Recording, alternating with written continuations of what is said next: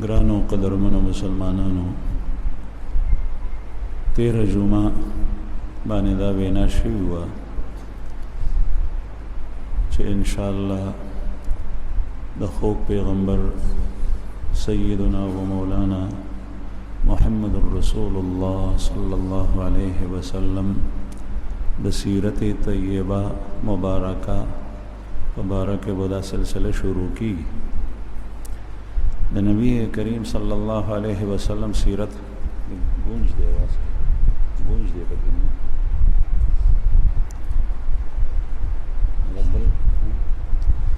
رسول الله صلی الله علیه وسلم د سیرت مبارک تذکرہ یعنی د ولادت او د مشرانو د تذکرې نه واخله تر د دنیا نه تشریف وړو پورې د دې د کوم یو اړخ تذکره کول د لوی سعادت او د برکت نه خالی نه ده چې کوم ځای تذکره کې نو سعادتونو برکتونو دې سره نصیب کی او دې سره سره چې په دغه سلسله کې کوم فواید یعنی د نکات وضاحت کیږي نو دا غي اوریدو سره دا کوشش کول پکار دي برکات خو نصیب کیږي لیکن د سیرت مبارکه حیات طیبه د اوریدو دا غي د بیان د اوریدو سره دا کوشش پکار دی چې انسان دغه اړخونه د ژوند د نبی کریم صلی الله علیه وسلم په خپل ژوند کې او په خپل ځان کې راوړي نو چې کوم څه بیانېږي د هغې کوشش دا کوئ چې دغه صفات او دغه خویونه او د رسول الله صلی الله علیه وسلم د مبارک ژوند اعمال دا سړی خپل کردار جوړ کړي د هغې اخلاق خپل اخلاق جوړ کړي هسې خو د خوږ پیغمبر صلی الله علیه وسلم دا غي سیرت ټول دین دی دین اسلام ځکه چې دغه دین چې مونږ ته رسیدلی دی دا یا د رسول الله صلی الله علیه وسلم د مبارک خولې نه وتې خبره ده قول دی گونج دی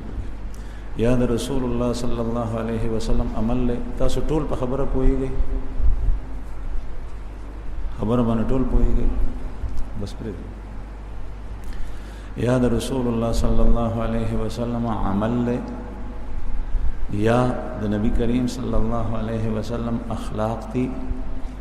یا د رسول الله صلی الله علیه وسلم احوال و حالات تی ناست ولاړه نشست و برخاست یا د رسول الله صلی الله علیه وسلم په مخ کې یو مسلمان یو صحابي یو کار کړی دی یو وینای کړی دی او پیغمبر علیه الصلاۃ والسلام په هغې باندې خاموشي اختیار کړې ده چپ پې پاتې شوی دی نو دغه دین دی دې ته ویلی کېږي دین ځکه ام المؤمنین حضرت عایشه رضی الله عنها نه تپوس شو چې مونږ ته د رسول الله صلی الله علیه وسلم اخلاق بیان کا نو ام المؤمنین فرمایي کان خلقه القرآن مسلم شریف کی روایت ہے کان خلقه القرآن آپ صلی اللہ علیہ وسلم کے اخلاق دیکھنے ہیں اور اس کا مطالعہ کرنا ہے تو قرآن کریم کا مطالعہ کیجئے قرآن پاک کو گورا داد محمد رسول اللہ صلی اللہ علیہ وسلم اخلاق تھی نو داد دین نقشوہ گرزندہ نقشوہ کہ یو سڑے دین اسلام گوری او رسول الله صلی الله علیه وسلم په زمانه کې دغه کس موجود دی او غي حیات دی نو غي ته دی وګوري دا غي ناسته ولاړه دا غي کړه وړه دا غي خبرې اترې دا غي عبادات او معاملات دا غي اخلاق دا غي حسن معاشرت دا غي عقاید دا غي نظریات او سوچونه او دا غي چې کومه وینا دا غري ویني هغې ته دی ګوري دا د رسول الله صلی الله علیه وسلم اخلاق دي او دا سیرت دی نو هر یو اړخ د دین چې څومره بیانېږي دا سیرت دی البته بیا د نبی کریم صلی الله علیه وسلم په سیرت کې په دې موضوع باندې په امت کې افراد مختلف تصانیف کړي دي حالانکه دغه حدیث دا د رسول الله صلی الله علیه وسلم سیرت ده قرآن کریم د نبی کریم صلی الله علیه وسلم اخلاق دي فقه هغه کې څومره مسائل مستنبط دي دا د رسول الله صلی الله علیه وسلم د ژوند حالات د پیغمبر علیه الصلاۃ والسلام وجود مبارک په دنیا کې دا د الله جل شانه د دین یو ژوندۍ نقشه ده چلتا پھرتا دین چې سړی ګوري رسول الله صلی الله علیه وسلم ته دی وګوري او اوس زمونږ خلق چې د پیغمبر علیه الصلاۃ والسلام په دنیا کې چې دا غي کوم وجود مبارکو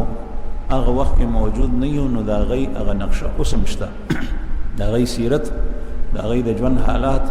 دا غي اخلاق اوسم شته هغه ته دی ګوري د خپل ځان هغه څه جوړ د نبی کریم صلی الله علیه وسلم سیرت مبارک هغه شروع کو د پیغمبر علیه الصلاۃ والسلام د مشرانو نه رسول الله صلی الله علیه وسلم نسب مبارک سلسله چې چا سره خاندان ګڼل دی هغه د محمد رسول الله صلی الله علیه وسلم نوالا تر آدم علیه السلام پورې پاغه کې داسې کس نه دی تیر شوی نه نارینا نه زنانا نه د پیغمبر علیه الصلاۃ والسلام د مور د طرفه نه د پلار د طرفه نه په نیاګانو کې نه په نیکونو کې چې هغه په زنا کې مبتلا شوی حالانکه د کفر تیری وي د شرک تیری وي د جاهلیت زمانہ وا پاغه کې هر یو بدی موجود و په دغه دور کې بت پرستی و د بوتانو پرستش کېدو لیکن زنا سره څوک نه دی متصل شوی او دغه سه پاک د آدم علی السلام د زمانه نه را روان رسول الله صلی الله علیه وسلم فرمای ابن مردوی او زرقانی دا حدیث روایت کړی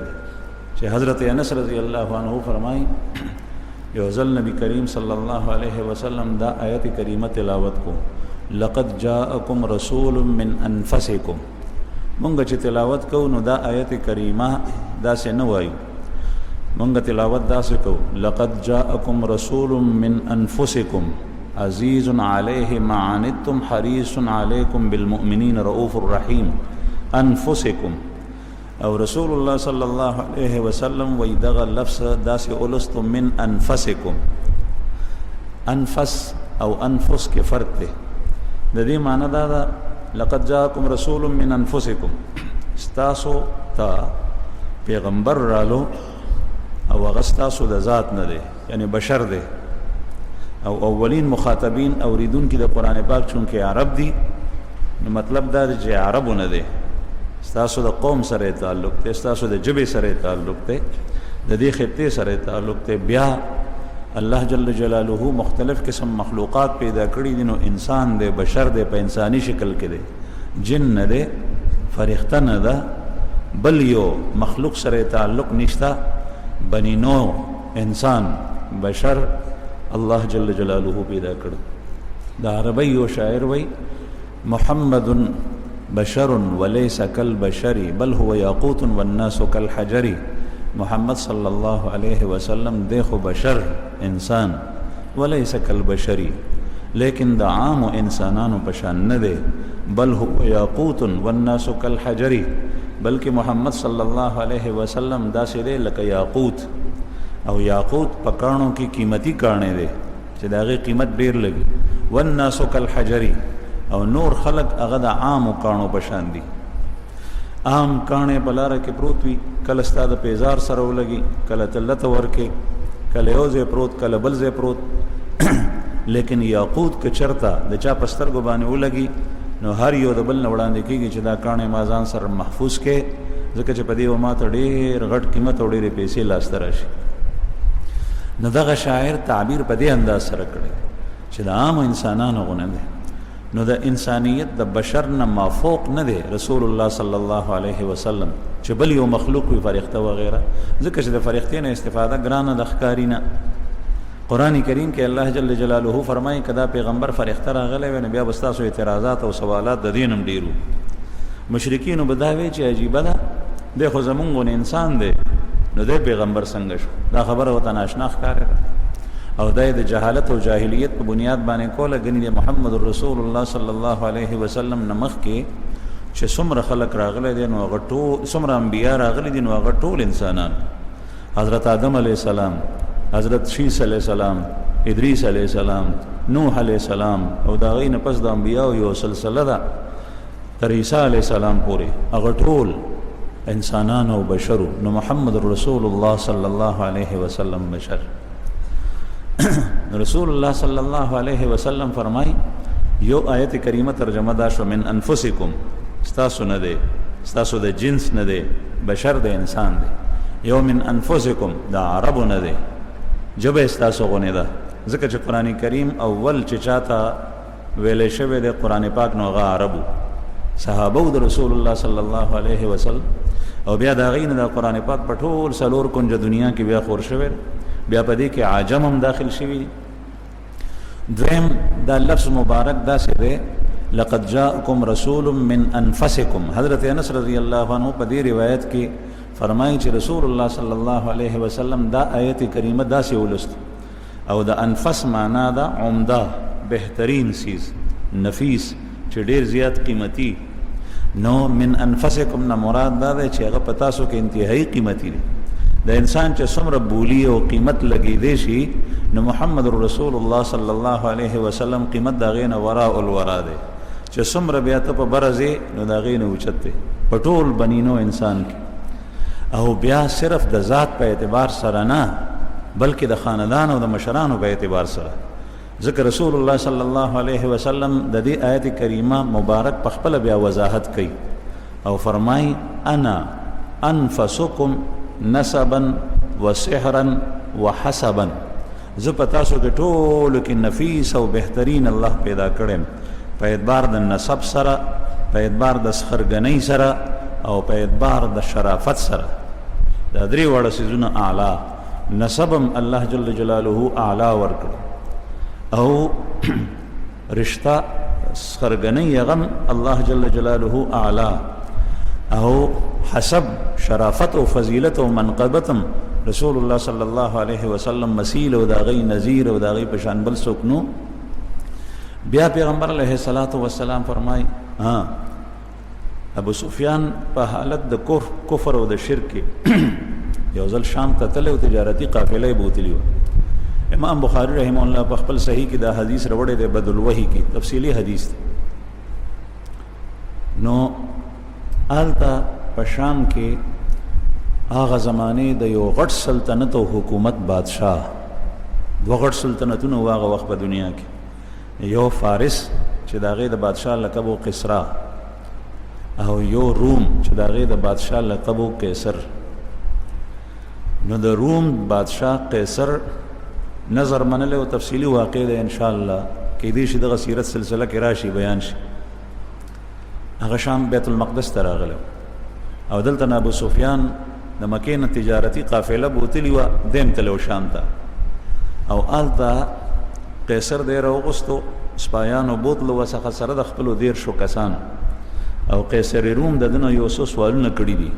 ځکه چې هغه ته خط رسېدلی و د محمد رسول الله صلی الله علیه وسلم. نو هغه تپوس کوي چې دا څنګه سړی دی. نو ده نه سوالات کړي، 10 سوالات. یو سوال په هغې کې دا و کیف نسبه فیکم، د دې سړي د پیغمبرۍ دعوه چې کوي د ده نسب او خاندان په تاسو کې څنګه دی، کیف نسبه فیکم. نو ابو سفیان جواب ورکوي هو فینا ذو نسب، وہ ہمارے درمیان اعلیٰ نسب والا ہے. هغه زمونږ په منځ کې د اعلی نسب والا دی. د نسب تعلق د پلار نیکه سره یې ښه، پلار یې څنګه و، نیکه یې څنګه و، غور نیکه یې څنګه و، د هغه پلار څنګه و، د هغه نیکه څنګه و، دا سلسله تر آدم علیه السلام. نو د رسول الله صلی الله علیه وسلم په باره کې دا ابو سفیان رستو مسلمان شوی دی رضی الله عنه، لیکن دغه وخت کې د کفر او د شرک په حالت کې دی. او ظاهر ده چې جنگونه به د نبی کریم صلی الله علیه وسلم سره کېدل. دغه وخت کې جنگ بدر شوی دی، احد شوی دی، خندق شوی دی، دا جنگونه شوي دي. د دې دریو جنگونو او دشمنی و سخته لیکن چې کوم سوال تاسو ته کړو دا غي کې دروغ ویل نشل ورسره کسان ولاړو او هغه زمانہ کې اسم دروغ نن سبا په اسلامي معاشره کې دروغ عام هغه زمانہ کې مشرکین دروغ نه وي د مکه مشرکین دروغ نه وي دروغ په مدینه منوره کې به يهودو بوي ځکه چې حالت کې يهودو او کافر او مشرکین به هم د دروغ نه اجتناب دو دروغ دا څه شی دی چې سړی په معاشره کې وخت نشي تیرولې کومه کې چې دروغ ویل شي بس د یو بل نه اعتبار اوچت شي نو ابو سفیان وتوي هو فينا ذو نسب هغه په مون کې د اعلی نسب والو نو هرقل بیا رستو په دی باندې تفسیر کوي نو هرقل وتوي چې ما تا نه تاسو کو چې داغه نسب څنګه دی نو تا ما ته وی چې هو فينا ذو نسب كذلك الرسل تبعث في احساب قومها في انصاب قومها د غرنګ پیغمبران د خپل قوم په اعلی نسب کې الله پاک پیدا کړي نو دای معلومیږي چې دا پیغمبر دی په هر یو سوال په جواب باندې بیا هرقل تفسیر کړی دا په دې باندې دا تفسیر وکړه نو بهرحال د رسول الله صلی الله علیه وسلم نسب مبارک اعلی نو پیغمبر علیه الصلاۃ والسلام بیا مخکې فرمایي ليس في آباء سفاح زما په مشرانو کې زنا چرته نه د تیر شي زما په مشرانو کې زنا نه د واقع شي کلنا نکاح ټول چې څومره رشته ودونه کړی دي نو هغه نکاح په شکل کې کړی ام المؤمنین حضرت عائشہ رضی الله عنها فرمایي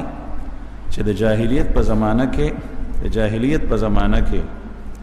بد نکاح په نوم باندې مختلف قسم طریقې رایج وي د زنا خو بیلوا او د نکاح په نوم باندې زنا کړي او یو پکې صفا نکاح و چې کوم په دین اسلام کې الله جل جلاله هغه قائمه کا او هغه دا چې څنګه نن سبا کې د محمد رسول الله صلی الله علیه وسلم نکاح د حضرت خدیجه رضی الله عنها سره چې شوی دا هغه د نبوت او د رسالت نه مخکې شوی دا او د دې مشر ابو طالب سیبو تریو د پیغمبر علیه السلام او دا نکاح په همدغه طریقه شوی دی چې څنګه نن سبا مونږ نکاح کوو په دې کې گواهان په دې کې ایجاب او قبول په دې کې مہر دا هر څه په دې کې مقرر شو په دې کې خطبه دا هر څه ویلي شوی دی او بیا رستو چې څومره نکاحګانې شوي دي نو هغه خو خود بیا نبی کریم صلی الله علیه وسلم ته الله جل جلاله نبوت او رسالت ورکړو نو بهرحال د پیغمبر علیه الصلاۃ والسلام په مشرانو کې که هغه زنانه دي که نارینه دي هغه کې صفاح نه دی تیر شي دا کې دی نشي چې الله جل جلاله یو کس په دومره لوی اعزاز سره په دومره لوړې مرتبه سره چې هغه ته نبوت او رسالت وایي او د خلقو د پاره نمونه راستي او الیاذ بالله ثم الیاذ بالله غبیا ولد الحرام بي هغه د حرام ساس کې نطفه نه پیدای دا کې دی نشي ځکه چې ډومبه چې خلق د چا خبره ته غوږ کی دي نو دا هغه کس خبره ته غوږ خلق خکی دي او اوري چې هغه خاندانی لحاظ سره شریف اعلی خاندان سره تعلق لري دا تر اوسه پورې را روانه ده خو نن سبا پکې د خلکو خپل نسب هیر شو او د مال رواج چې کوم سړی د کلی خان دی یا د علاقې نواب دی یا ارباب دی د خبرې ته نن سبا خلک وکړي دي ځکه چې خلکو نه انسانیت بالکل توی شوی دی هغه لباس یې کوس کړی دی او داسې د مادیاتو دور دی چې د چا بینک بیلنس څومره ډیر وي د چا دنیاوي عہده او منصب څومره وړوي مخکې وي دغه څه نر دی د خبرې ته خلک وکړي تر اوسه پورې دا نه وه بلکې چې کوم سړی او اوسم چې کوم مسلمانان دي الحمدلله نو هغه ګوري چې دا خبرې کول والا څوک دی نه چې کله خاندانی سړی دا هغه خبرې ته غوږ کېدي سره د هغې نورو خبر او چې کله په کلي کې یو سړی بدنامي نو د هغه مجلس کې څوک نه کېني هغې ته غوږ نه کېږي چې دا داسې فلان کې ډینګړی دی د پلار داسې د مور داسې نو الله جل جلاله به انبیاء کرام څنګه داسې راستول چې د هغې په خاندان کې دا شی د کفر تیری وي د شرک تیری وي خو زنا پکې نه وه حضرت عبدالله ابن عباس رضی الله عنهما فرمایي ما بغت امرأة نبی قط کسی پیغمبر کی بیوی نے زنا کا ارتکاب نہیں کیا دا آدم علیہ السلام نے والا تر آخر پوری د یو پیغمبر بیبي د زنا ارتکاب نه دی. دغه وجه ده چې تاسو ته پته ده خو پیغمبر صلی الله علیه وسلم ته کافرو، مشرکینو، منافقینو هر قسم اذیت او تکلیف رسول دی. هر قسم جسمانی لحاظ سره ورته تکلیف رسول دی. په طائف کې په کاڼو باندې په چترو باندې وشته دی، د بدن مبارک نه وین روانې شوي دي. په غزوه احد کې د نبی کریم صلی الله علیه وسلم په بدن وین روانې شوي دي. سر مبارک باندې د اوسپنې ټوپۍ پرته وه، د هغې کړه هغه په تندي کې ننوتي وه کاڼي ګزار سره. غاښ مبارک مات شوی دی او وینو کې بدن رنگین شوی دی. جسمانی اذیتونه رسېدلي او دې سره سره اعصابي او دماغي اذیتونه نبی کریم صلی الله علیه وسلم ته رسول شوي دي. هر قسم هر طرف ته چې کوم د اذیت صورت کېدی شو هغه رسول شي. او په عزت باندې د محمد رسول الله صلی الله علیه وسلم حمله شوي. او هغه مشهور واقع دی چې واقع افک ورته وایي. ام المؤمنین حضرت عائشہ رضی الله عنها باندې منافقینو تهمت لګول سفر په دوران کې، او هغه یوم یاش مسلسل رسول الله صلی الله علیه وسلم په دغه یعنی ذهنی کوفت کې مبتلا، ټول صحابه اهل بیت پریشان. بیا الله جل جلاله په سورۃ النور کې، سورۃ النور قرآن پاک کې شته، په خپل کلام کې د حضرت عائشہ رضی الله عنها د براءت او د پاکی په باره کې 10 آیات نازل کړل. 10 آیات د الله جل جلاله په خپل کلام کې د چا په باره کې یو ټکی یا یو آیت کریمه کې تذکرہ کول دا غټه خبره ده. ابو بکر صدیق رضی الله عنه تذکرہ شوی ده، اذ هما فی الغار اذ یقول لصاحبه لا تحزن ان الله معنا. دو ټکو کې هما او صاحب، صاحب نه مراد ابو بکر صدیق رضی الله عنه ده، او دا د ام المؤمنین حضرت عائشہ رضی الله عنها والد صاحب دی، پلار دی. او اذ هما، هما د تثنیه ضمیر ده، دا محمد رسول الله او ابو بکر صدیق صاحب تراجی دی، ځکه چې د پیغمبر علیه الصلاۃ والسلام سره د هجرت په موقع په غار ثور کې ابو بکر صدیق رضی الله عنه نو یو محمد رسول الله صلی الله علیه وسلم شو، بل صدیق اکبر. او حضرت عمر رضی الله عنه د دې په باره کې فرمایي کچری ابو بکر ما ته د یوش پرا کې چې کومه په غار کې رسول الله صلی الله علیه وسلم تیر کړی دا یوش په ما ترا کې، نو زاغه ته ټول ژوند ورکول ته تیار یم چې څومره ما عبادت کړی دا هر څه ور کوم، خدای دې ما ته د یوش پرا کې. دا دومره لوی اعزاز دی، دا الله کلام معمولی خبره نه ده. هغه رب چې کائنات پیدا کړی دي او هغه په هر څه باندې قادر دی او هغه خالق او مالک او رازق دی. هغه د یو انسان تذکره چې مخلوق دی هغه پیدا کړی دی هغه وکي. او په سورۃ النور کې د ام المؤمنین په باره کې الله جل جلاله 10 آیات نازل کړي دي، 10 آیاتونه. او دا غي نه وړاندې او دا غي نه رستو چې وګورئ نو هغه آیاتونو تعلق هم ټول د دې سره دی. او په هغه کې د ام المؤمنین براءت ذکر کړی دی. او یو ځکه خو الله جل شانه دومره د قهر او د غضب اظهار مسلمانانو ته کوي. ولولا اذ سمعتموه قلتم ما يكون لنا ما ان نتكلم بهذا سبحانك هذا بهتان عظیم. الله پاک انداز داسې اختیار کړي لکه د غصې. تاسو داسې ولې ونکل چې څنګه تاسو دا ټکي اورېدلو نو تاسو ویلې وې چې عجیبه ده، داسې کې دی شي دا خو لوی بهتان دی. دا قرآن کریم کې الفاظ دي. تاسو داسې ولې ونوي د منافقینو د طرف نه خبرې اورېدې، تاسو دا جواب نه ورکړ. دا الله جل جلاله دومره د غضبناکۍ حالت کې مسلمانانو ته خطاب. ولولا اذ سمعتموه قلتم ما يكون لنا ان نتكلم بهذا. تاسو داسې ولې ونوي چې زمونږ سره دا نه ښایي چې مونږ دا قسم گفتگو او بحث وکړو په دې خبرو کې. سبحانك هذا بهتان عظیم، پاک دی الله، یعنی عجیبه و ناشنا خبره ده. دا خو لوی بهتان دی چې چا تړلی. نو ام المؤمنین په باره کې قرآن پاک کې الله جل جلاله آیات نازل کړ. دغه وجه ده چې د حضرت آدم علیه السلام نه راواخله تر محمد رسول الله صلی الله علیه وسلم پورې په یو زمانه کې هیڅ د یو پیغمبر په بیبي باندې الزام نه دی لګولې، یا د یو پیغمبر په مور بیبي باندې چا الزام نه دی لګولې. او نسبت نه دی کړی او چې چرته داسې شوي دي نو الله جل جلاله د خپل غضبناکۍ اظهار کړی دی سوا د یهودو نه. دا یهود ډېر خطرناک قوم دی. دی د حضرت عیسی علیه السلام په مور بیبي باندې الزام لګولو، حالانکه حضرت عیسی علیه السلام الله پاک د بیبي مریم نه بغیر د پلار پیدا کړو او الله پاک په هر څه باندې قادر دی. عام خلق د مور او پلار نه پیدا کیږي نو دام الله پیدا کوي. انسان څنګه دومره حسین او جمیل شکل او صورت سره پیدا شي دا الله کوي. او حضرت عیسی علیہ السلام الله پاک د مور نه پیدا کړي بغیر پلاره، او حضرت حوا بی الله جل جلاله پیدا کړي د سړی نه بغیر د موره، او آدم علیہ السلام الله پاک پیدا کړي دی بغیر د مور او د پلار نه. نو دا ټول نقشې خولي چې زه بغیر د مور او د پلار نه انسان پیدا کولی شم حضرت آدم علیہ السلام، او بغیر د زنانه نه پیدا کولی شم لکه حوا بیبي چې د حضرت آدم علیہ السلام د پختۍ نه الله پاک پیدا کړ، او بغیر د پلار هم پیدا کولی شم لکه عیسی علیہ السلام چې مور بیبي شته دی او پلار یې نشته. یهودو دا الزام په حضرت عیسی علیہ السلام په مور بیبي باندې لګولو، نو الله جل جلاله قرآن پاک کې د هغې صفا وضاحت کړی. په قرآن کریم کې د یو پیغمبر د مور تذکره د هغې په نوم باندې نه ده شوي، صرف د عیسی علیہ السلام د مور بیبي تذکره د هغې په نوم باندې شوي.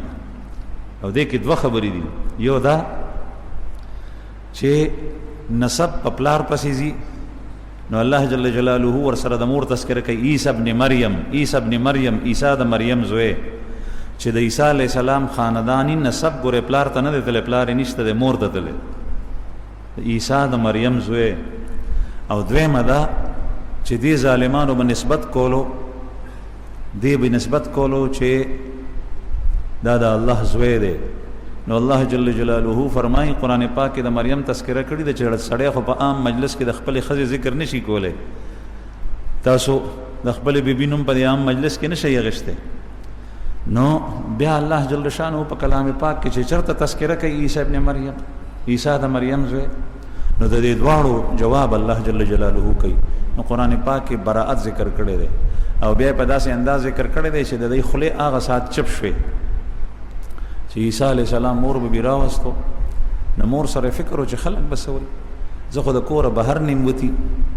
ما خو چېرته سړی په سترګو نه دی لګېدلی، نارینه پردی. نو الله جل جلاله ورته وفرمایل چې ته بېغمه شه، ته جواب مه ورکو، دا بچی به جواب ورکوي. نو عیسی علیہ السلام د مور بیبي په غېږ کې دی او خلکو ته راله نو ورګي انی عبدالله آتانی الکتاب وجعلنی نبیا، زه د الله بنده یم، ما ته الله جل جلاله کتاب را کړی دی او زه پیغمبر جوړ کړم. دا خبرې عیسی علیہ السلام د مور په غېږ کې چې خوی رول هغه ټایم کې کړي. او داسې ماشومان په دنیا کې نور واقعات هم دي چې د مور خوار وي او دغه وخت کې خبرې کړي، یو په هغې کې عیسی علیہ السلام. عرض مې دا کولو زما عزتمندو چې الله جل جلاله د انبیاو سلسله نسب هغه ټول پاکان وي. بیا د محمد رسول الله صلی الله علیه وسلم چې کومه سلسله نسب ده هغه ټول اعلی خاندانی شرافت و تحاصل، نجابت و تحاصل، او هغوی د خپل زمانې په خلکو کې انتهایی اعلی صفاتو سره متصف، اگر که د جاهلیت زمانه په هغوی باندې تیر شوي. د نبی کریم صلی الله علیه وسلم د سلسله نسب دا ده محمد ابن عبدالله، محمد صلی الله علیه وسلم ابن عبدالله ابن عبد المطلب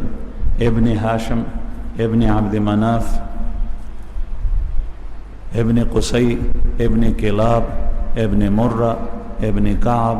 ابن لؤي ابن غالب ابن فهر ابن مالك ابن نذر ابن كنانة ابن خزيمة ابن مدركة ابن إلياس ابن مضر ابن نزار ابن معد ابن عدنان. عدنان نیکه پوری د رسول الله صلی الله علیه وسلم سلسله نسب دا صحاح روایاتو کې ثابت او دا مسلم ده دغه سلسله نسب. بیا دام تسلیم شوی خبره ده چې د محمد رسول الله صلی الله علیه وسلم د حضرت اسماعیل علیہ السلام په اولاد کې ده، او اسماعیل علیہ السلام یې نیکه ده، په دې باندې د امت اتفاق ده. او اسماعیل علیہ السلام د ابراهیم علیہ السلام بچی دی او دواړه انبیا دي، تاسو ته پته ده. او بیا دغه سلسله تر آدم علیه السلام پورې رسیدلی ده. خو بیا د دې نه مخکې سلسله څومره دغه کې رسید عدنان نه مخکې نه څوک 10 واسطې یادوي 10 پشته او څوک 40 پشته یادوي. په دې کې اختلاف شته او چې څوک بیانوي نو د تاریخ په بیانونو کې سلسله ذکر کیږي خو هغه د ضعاف روایتونه ده. او رسول الله صلی الله علیه وسلم چې به د خپل رشتہ ذکر کوله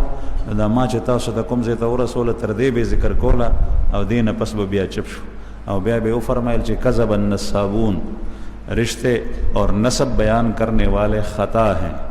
اور وہ خطا کر گئے. یعنی مخکې چې بیانېږي رشتہ خوشته او هغه څوک بیانولی نشي. نو بهرحال صحاح روایاتو کې دومره پورې ثابت په دې کې آخري نیکه د نبی کریم صلی الله علیه وسلم چې ما کوم سلسله نسب بیان کا هغه عدنان دی او بیا د عدنان زوی معد دی او معد دا د ارمیا علیه السلام چې د بنی اسرائیل پیغمبر دی داغه په زمانه کې تیر شوی او الله جل جلاله ارمیا علیه السلام ته وحی راواستوله چې د عرب د سرکشي اختیار کړی ده زه په دی باندې بخت نصر مسلط کوم او بخت نصر به دی ټکۍ او قتلۍ وي. خو ته د معد ابن عدنان په څه طریقه باندې ځان سره په خپله سورلۍ سور کا او دی د دلته نه وباسه. نو دا د پیغمبر علیه السلام په نیکونو کې دی. نو ارمیا علیه السلام پیغمبر ځان سره په خپله سورلۍ سور کو دی شام ته بوت. دا معد ابن عدنان. بیا معد د ده زوی بیا نزار دی او د نزار زوی بیا مضر دی او د نزار دوه زامنو مضر او ربیعه او په عربو کې دوه غټي قبیلې دي بنو مضر او بنو ربیعه. وفد عبدالقیس دی مجمع کې علما او طلبا ناست دي چې وفد عبدالقیس رسول الله صلی الله علیه وسلم څخه راغلی دی نو د دې تعلق د ربیعه قبیلې سره او دا د دوه زامن دي. د نزار نه مال پاتې شوی هغه کې سره زر او سپین زر مو او هغه کې اسونه مو. نو تقسیم چې کله د مال وشو نو د یو زوی ته مضر ته سره زر او سپین زر لال سونا چاندي او د ربیعه دا غب په وراثت کې اسونه ورسېدل نو هغه ته به ربیعه الفرس وي او مضر ته به مضر الحمراء وي. په دې باندې دا مشهور شوی. نو دا د پیغمبر علیه السلام نیکه دی. بیا د زوی دی الیاس د پیغمبر علیه السلام په نیکونو کې هغه دی چې حرم شریف ته د قربانۍ څاروي وړومبې در روان کړي د الله جل جلاله په نوم باندې به حرم شریف ته د هدي څاروي را روانو او دی وی چې ما به په خپل املا کې په بدن کې په شا کې د تلبیه आवाज اوریدو د محمد رسول الله صلی الله علیه وسلم لبیک اللهم لبیک لبیک اللهم لبیک لا شریک لك لبیک ان الحمد والنعمه لك والملك لا شریک لك. دې ته ارهاس وی رسول الله صلی الله علیه وسلم به چې درسته پیدا کی او دا غي آثار مخکې پنیکونو کې محسوسي. بیا د الیاس د مدرکز وی هغه د خزیمه وی دا نه د الیاس وی مدرکه ده او د مدرکز وی خزیمه ده او د خزیمه زوی کنانه دی او کنانه د د زوی بیا نظر دی او د نظر زوی مالک دی او د مالک زوی فهر دی او دا فهر د پیغمبر علیه السلام نیکونو کې هغه کس دی چې د د لقب قریش او قریش د ته منسوب دی. بیا دا قریش ټکه چې راځي ارسو کې اوري پیغمبر علیه السلام قریشی دی نو دا فهر ته منسوب دی. او قریش په حقیقت کې په سمندر کې یو حیوان دی لکه د مئی یو قسم دی چې هغه همیشه په بل باندې زورور وي په د باندې څوک نه زورور کیږي. نو د دې قبیلې نوم قریش دی چې کله د دې مقابله چا سره راشي نو قریش په غالب وي او په دې باندې څوک نه دي زورور شي او هغه زمانہ کې دې سیسته قتل کېدل نو د ته منسوب دی. بیا د فهر زوی غالب دی او د غالب زوی لؤی او د لؤی زوی کعب دی او دا کعب د پیغمبر علیه السلام هغه نیکه دی چې د جمعې ورځ بشوه لکه نن څنګه د جمعې ورځ ده بغیر د مذهب پیغمبر نو دغه ټیم بلکې نبی کریم صلی الله علیه وسلم دومره بعضې روایتو کې فرمایلی دي چې د خپلو بعضې نیکونو تذکره کوله نو په هغې کې فرمایل چې ده ته بد مه وایي ځکه چې دی په ملت ابراهیمي باندې نو زمونږ اکابر وایي چې د رسول الله صلی الله علیه وسلم چې څومره نیکونه دي او خاندان دی نو چې په هغې کې د چا تذکره کې نو بد به ورته نه وی. هغه د جاهلیت په زمانه کې او کفر او شرک به پکې او خو بد به ورته نه وی د رسول الله صلی الله علیه وسلم د وجه. او بیا چې په ملت ابراهیمی باندې او هغه زمانہ کې پیغمبر بل وونه نو هغه زوړ ملت په دې کې را روانو دغه پاتې چې کوم احکام په هغه باندې به عمل کول نو دې کام بدا سه کول چې د جمعې په ورځ باندې به خلک جمع کړي د جمعې په ورځ خلک به جمع کړي نو هغه ته به واعظ او نصیحت کولو او دا الله جل جلاله د بندګۍ په باره کې به وتوي وی چې آسمانونه الله پیدا کړي زمکه الله پیدا کړي دا غرونه الله پیدا کړي حالانکه پیغمبر نو او بیا به وتوي چې ګوره صله رحمی کوي د رښتې خیال ساتي خې خبرې به وتو کې بیا به خلک خوارش نو د جمعې په ورځ به دا کار کول د کعب زوی مره ده او د مره زوی بیا کلاب ده او عجیبه خبره ده چې د کلاب نوم حکیم دی کې اکثر داسې دي چې نوم یو دی لقب یو دی کلاب دا جمع ده د کلب او کلب په عربی ژبه کې سپی ته وایي او کلاب معنا سپی ګڼ سپی نو یو قریشی نه او عربی نه چاته پوسو چې تاسو خو عجیبه خلک په قریشو کې دا دستورو چې دای به د خپل بچی چې به پیدا شول نو دا غي نمونه به ګډ وډ کې خل ګډ وډ به دا سه کې خل چې غي نه بخلک یې ریدو لکه مسعر مسعر اور بلولو والا اور لګولو والا حرب جنگ صخر ګټ او زیب لیوه شیرمخ او کلب سپه او فهد پړانګ دا نمونه به کې خل او د غلامانو نمونه به چې بونو نافع یسار رباح معنا هغه سړی چې ګټه ډیره کوي او نافع چې فیدت چاته ور کوي نفع او یسار آسان چې یسر وي پکې سہولت نه یو کسرالو هغه یو عربی نه قریشی نه تاسو کو چې عجیب ده تاسو د غلامانو نمونه ډیر مزیدار کېدی او د زامنو نمونه ګډ وډ کېدی د چا یو نیمه د چا نو هغه ته جواب ورکړي چې زمونږ د زامن د دشمن د پاره دي او زمونږ غلامان زمونږ د پاره دي یعنی غلام خو د سړی خدمت کوي نو ځکه مو په خنمونه یې چې دا ګټه زما جوړې تر راپوز او مونږ زامن چې پیدا کوو د دشمن د پاره دشمن سره جنگيږي هغه ټیم کې قبایلی ژوند جاهلیت زمانہ جنگونه ډیر زیاتو نو د دې نوم سره په دشمن باندې رو پریوتو نو دا نوم به ځکه کې بیا د اسلام نرسته بیا د نمونه داسې بامانه نمونه کې خود شل نو د نوم د کلاب ذکر او د کلاب زوی د قصی او قصی د پیغمبر علیه الصلاۃ والسلام اغه نکده چې د داسې وخت تیر کړي دی چې هم د کعبه تولید د پلاس کې و مشری او دې سره داسې و لکه بادشاہ چې وی د یو علاقې د یو کار دا وکړو چې د دارالندوه جوړ کړی و او دارالندوه پاغه کې به مشورې کړي د ودونو خادیو په باره کې د قوم او د قبيله په باره کې سم مشوره بوا هغه به دارالندوه کې کېده یو اجره جوړ کړی او پاغه کې ټول مشران راغون شو او چې تجارتی قافله روانه ده نو فیصله به دلته کوله ځکه چې هغه زمانہ کې به تجارت داسې نو نن سبا چین ته لاړ شي او پسلورم 15 مرز باندې بیا واپس راغلی او زرم راتلی شي هغه زمانہ کې چې وسړی د کور نه وزل اوته نو پیاده یا په خوانو باندې تګو نو پاغه کې به شپږ میاشتې تیرې شوي او شام ته چې بتلل نو شپږ میاشتې یمن ته چې بتلل نو شپږ میاشتې درې میاشتې تلو کې درې میاشتې راتلو او کله به 2 میاشتې تیرې شوي کله به لږ وخت کله ډیر وخت او میاشتې به تیرې دي نو مشوره به کېده په دارالندوه کې چې لاړ شو په سفر باندې کنه کوم طرف ته لاړ شو نو دغه دا دارالندوه د جوړ کړی و او د بل کار دا کړو چې د وخت نه مخکې قریش دا د خانه کعبه سره خوا کې نو په جبال او غرونو کې دشتو کې بهر پاتې کېدل او د دې وجه ان شاء الله به تاسو ته بیان شي چې دا بهر ولیو جنگ شو په یو زمانہ کې نو دا غي د وجنه جرهم قبيله په دای باندې زور ورشي و او جرهم قبيله د یمن واصل نو دا قریش د خانه کعبه د خوانه ټول شړلی دی په کمزوري نو دا قصی په زمانہ کې د پیغمبر علی السلام د دین کې په زمانہ کې دی لګیا شو ټول قریش راوست هغه ته قرونه جوړ کړ خانه کعبه سره خوا کې او هغه ته زی ورکو وته وی چې ټول دلته شي نو بیا قریش رال چې کله جرهم د دې زینه وتل نو دا کارم کړو بل د تجارتونه کول د بهر علاقو سره او د شام سره د یمن سره او د حبشه سره وغیرہ وغیرہ قافلې به استول د زوی د عبد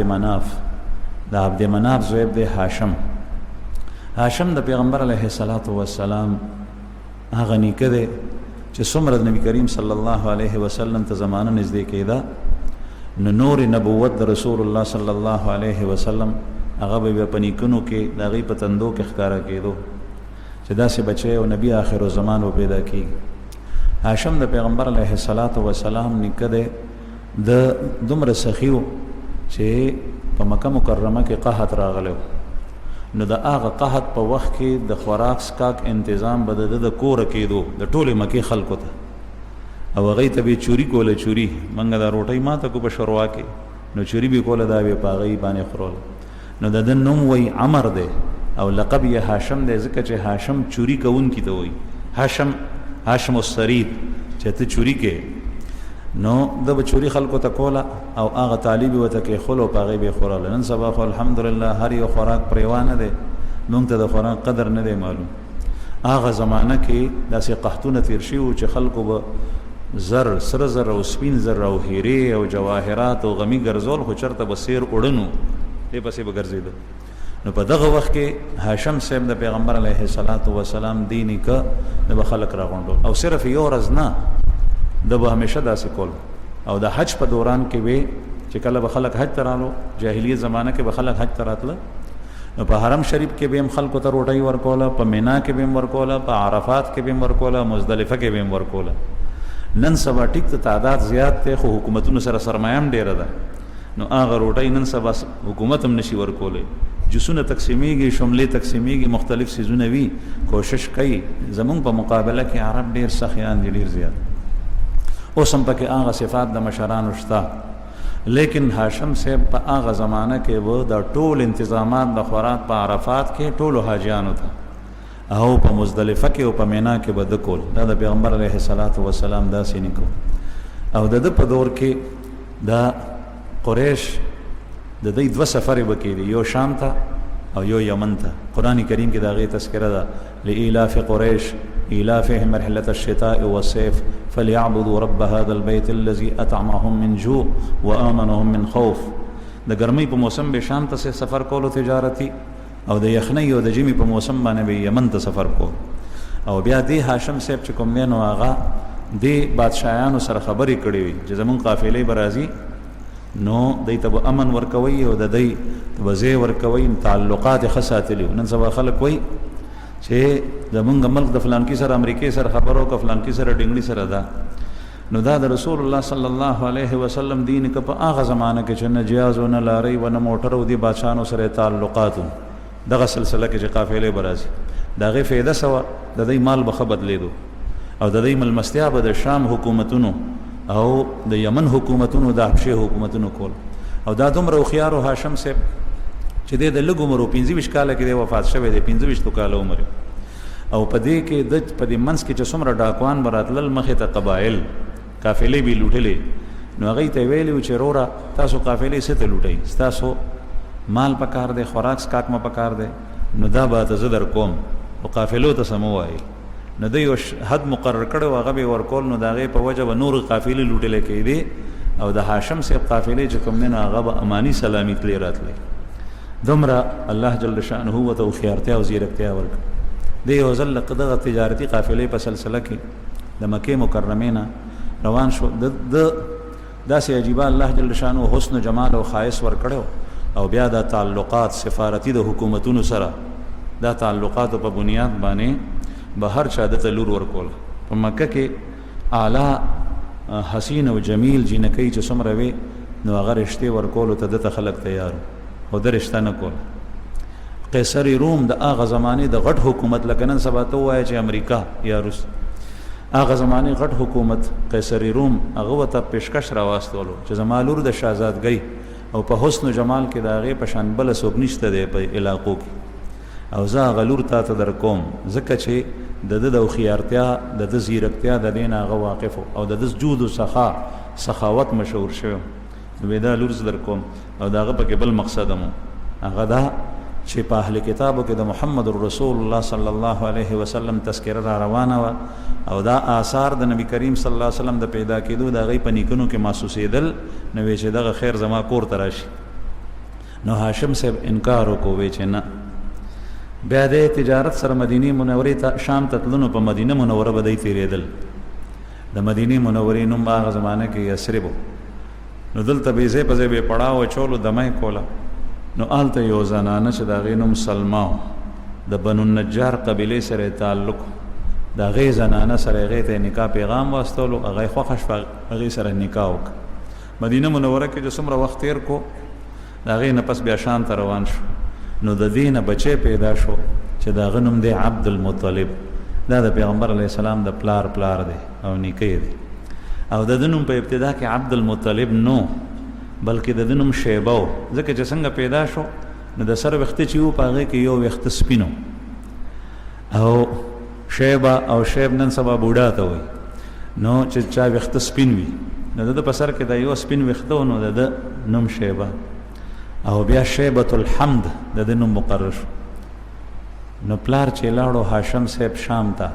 نو په غزه کې وفات شو هلته او د هاشم صاحب قبر په غزه کې د فلسطین شام کې او دغه شیبه بچی چې و د مدینه منوره کې لویېدو نو بیا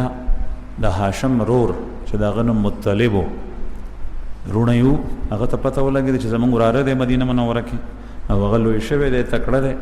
نو هغه زمانه کې خو به د هلکانو ډېر قدر و نو دغه مطلب تره د عبدالمطلب صاحب دی لاړو مدینې منورې ته نو هغې ته یې ووایي چې دا بچی زه به وځم دا زما وراره دی نو هغه انکار نه شو کولی بیا یې ورسره پرېښو نو دی په اوښ باندې ځان سره سور کړی چې مکې مکرمې ته رادننه کېدو نو چې دی تللی و په سفر باندې نو د سره خو ماشوم نو هلک ورسره نو او چې رالو ورسره هلکو او د هلکانو په عربو کې ډېر قدر و غلامان به مو نو د مکې خلکو وی چې ګنې دا د غلام راوستو